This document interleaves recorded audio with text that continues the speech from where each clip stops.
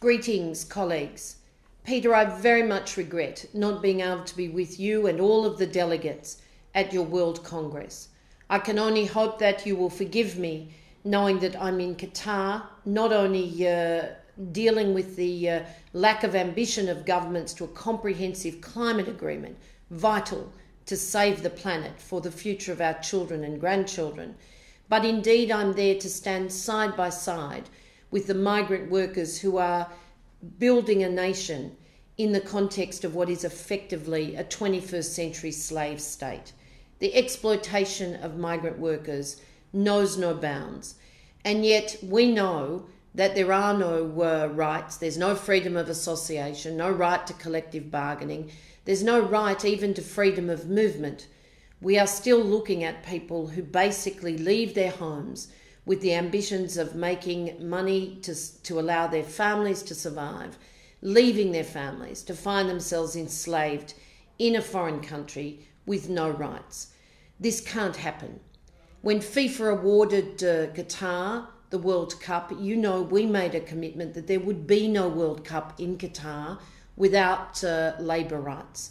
So I plan to be there to focus on the issues publicly, to stand by the workers of Qatar publicly. And so while I'm with you in spirit, sadly I'm not there in person. I do ask for your support though. If every one of your delegates goes to our Equal Times site, www.equaltimes.org, and on the top right-hand corner takes a seat in our stadium, then we can fill the first of many stadiums to show the Qatari government that there's a community of support, that it isn't just an ITUC brand name, that it has workers from all over the world. But to the major business at hand, the global economy, the devastation on workers' lives, the attacks on public sector, all under the banner of austerity. We are in a very bleak space for working people everywhere.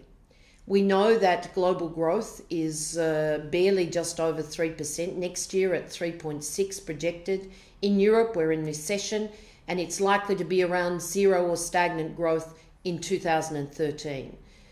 That's been created by the policies of the orthodoxy of thinking by governments that has imposed on Europe austerity, that has failed to see other governments around the world investing in jobs to fill the vacuum, that's seen the slowdown now in growth and therefore the loss of jobs even in the emerging economies, where sensible policies in places like Brazil include growth through job-centred growth and indeed social inclusion.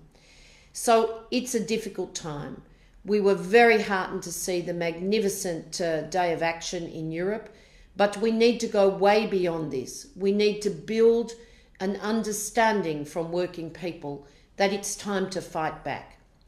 We did a global poll just a few months ago, and we know that when 2/3 of the world's people say that their children and grandchildren will be worse off, then we've come to a point in our history that is a turning point that we didn't ever expect to see.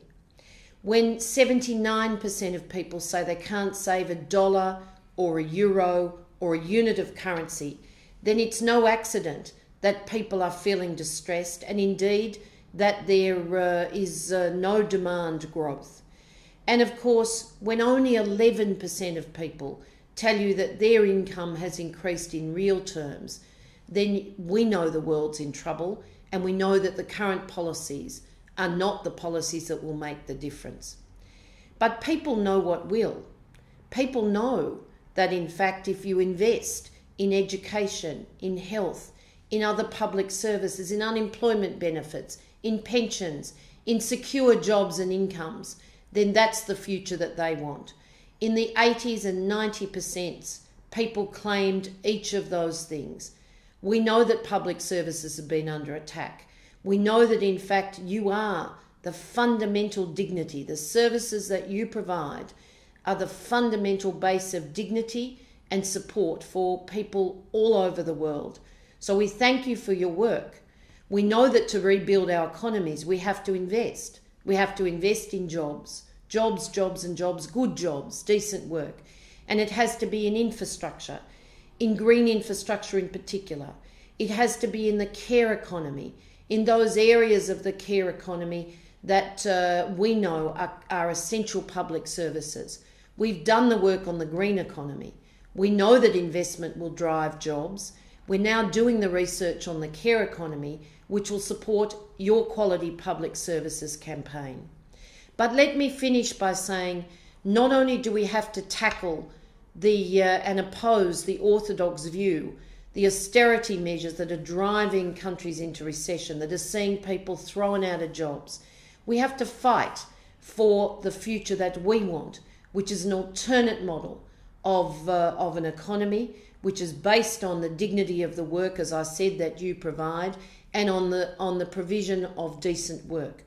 And it must be, of course, a greener economy as we make that transition to the planet, the survival of the planet. That means sustainability is at the forefront of everything we do. But to take on that fight, we need to build the power of workers. I can tell you that while the global economy is 2.9 billion people, only 60% of those people work in the formal economy, 40% in the informal economy, workers in the shadows that we have a responsibility for.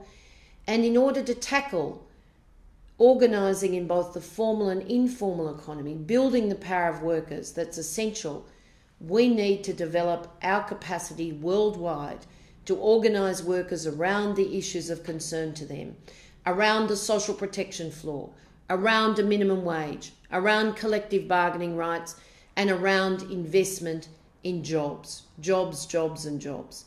We are only 7% organised in the ITUC family, the global unions family, in the global economy. We need to change that trajectory, building the power of workers, organising around essential elements of a just future where everybody has a chance to not just to get out of poverty, but to have an equal share of the wealth that they create through collective bargaining, minimum wages and social protection. That's the future we need to fight for, but we need to build the power of workers to do it. So jobs, jobs and jobs, organising, organising, organising. These are now the elements of our mantra that will make the difference as we seek the just future we all stand for. All strength to your arm. I look forward to the outcomes of your Congress. I know they'll inform the debate for all of us. Solidarity.